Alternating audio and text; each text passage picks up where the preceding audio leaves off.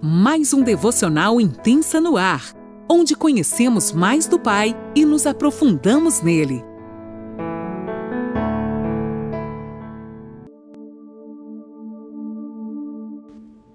Olá, mulheres. Eu me chamo Graziellen, sou esposa do Stefani, mãe da Laura e da Valentina. E eu venho aqui testemunhar um pedacinho da minha vida para vocês, algo de muito lindo que Deus fez na minha vida, e eu espero que do fundo do coração possa edificar a vida de alguém aqui que vai estar ouvindo, talvez passando por uma situação parecida com a que eu passei. E eu vou fazer um breve relato aqui. Começo falando da minha filha Laura, a minha primogênita.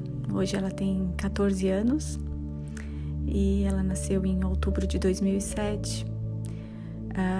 Eu já estava casada há 5 anos. Foi um momento muito desejado, assim, muito esperado, a chegada dessa filha. Ela foi muito sonhada. E eu lembro que no dia 21 de dezembro de 2007, em uma consulta de rotina na pediatra, ela já estava com 2 meses, a pediatra descobriu um probleminha no coração. Como era uma consulta de rotina, a gente ficou bem surpresa, né? Porque nessas consultas de rotina as mamães sabem, né? A gente vai lá para ver quanto que ganhou de peso, se tá tudo bem, se cresceu. É isso que a gente quer ouvir, né? Jamais a gente quer chegar numa consulta de rotina e escutar da pediatra que percebeu um probleminha no coração, um soprinho, um barulho diferente na batida. Eu fiquei sem chão, assim. Meu marido e eu ficamos despedaçados. Era véspera de Natal, imaginem, 21 de dezembro, aquele clima de Natal, as pessoas correndo de um lado para o outro. E os médicos já todos pegando férias, né? Retornariam em janeiro. Então nós não sabíamos nem o que fazer, aonde recorrer. Aqui em Criciúma não tinha cardiopediatra para atender criança, que é o médico que cuida do coração de criança. E a gente precisaria fazer um ecocardiograma para descobrir realmente o que era, né? Esse problema ali, que ela não sabia dizer, assim. E eu lembro que nós saímos de lá assim, desolados, desesperados, muito tristes.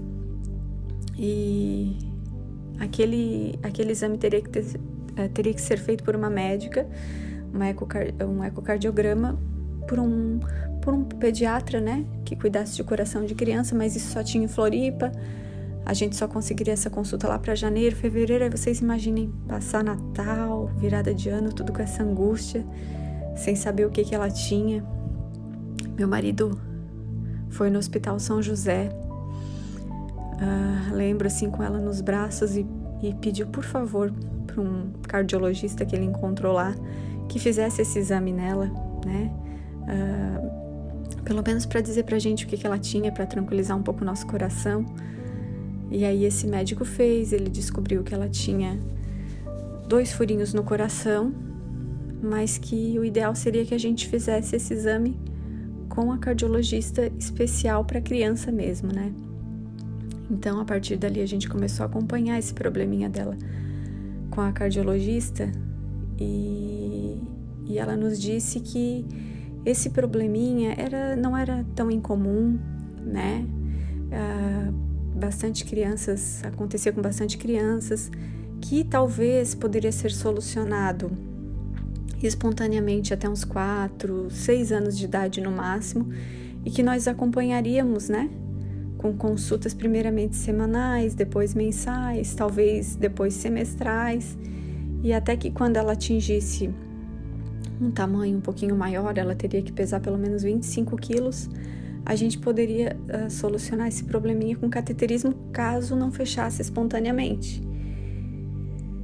Então, desde que a gente descobriu isso, a nossa oração foi qual? Sempre que se fechasse espontaneamente, né? A gente não queria que ela passasse por nenhum procedimento cirúrgico, a gente tinha medo, né? Do que pudesse acontecer. Nos primeiros anos de vida, ela precisou tomar uma medicação porque o coraçãozinho acaba trabalhando sobrecarregado, né? Então ela já tinha um lado do coração um pouquinho maior, mas a gente sempre com aquela esperança de que ia fechar espontaneamente. Só que a cada ano que se passava, as chances diminuíam, né?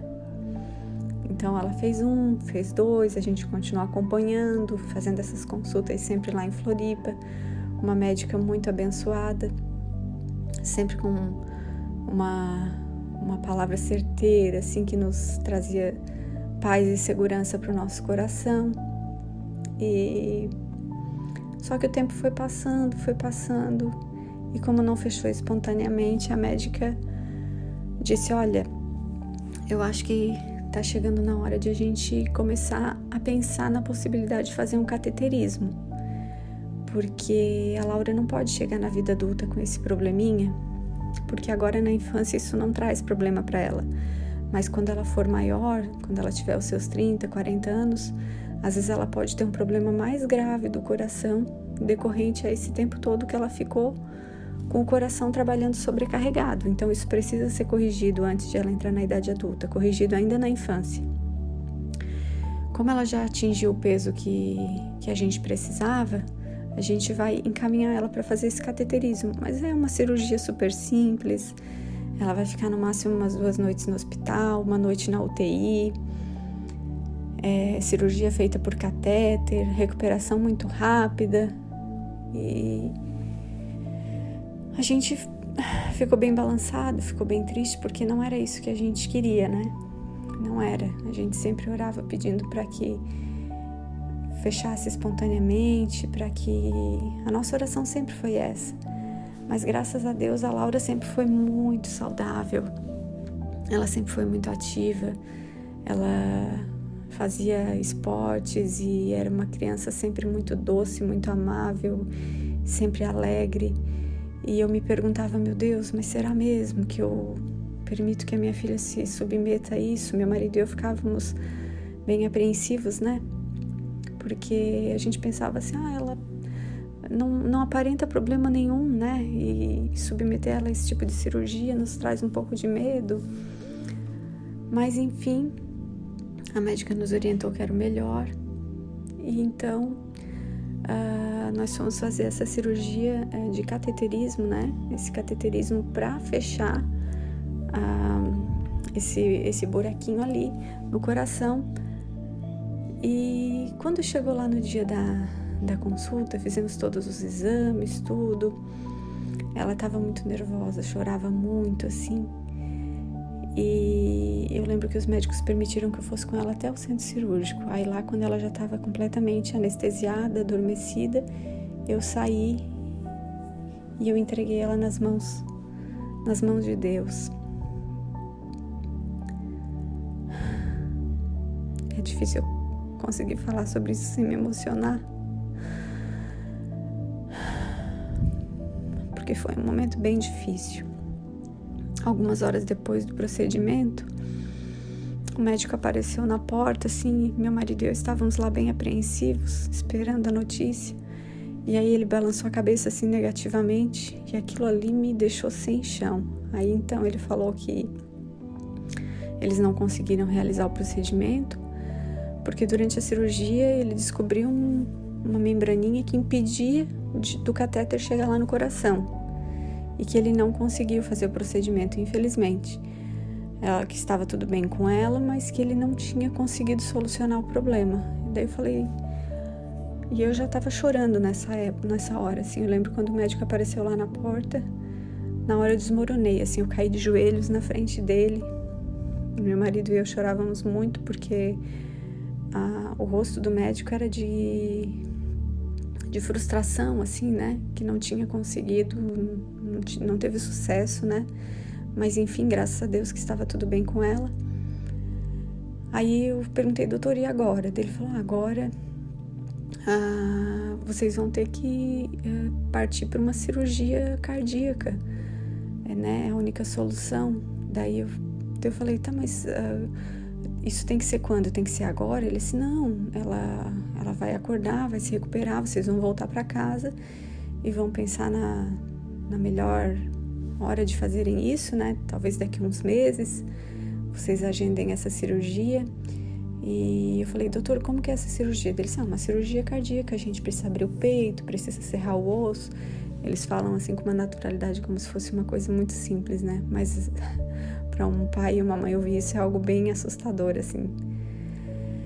Mas enfim, aí ela foi para UTI, nós aguardamos ali a recuperação dela até que ela pudesse se acordar. E eu lembro que eu fui para o hospital, procurei uma escada, porque nos hospitais geralmente as pessoas usam os elevadores, né? E eu fui pela escada onde estava bem vazia, eu me sentei num degrau daquele e chorei.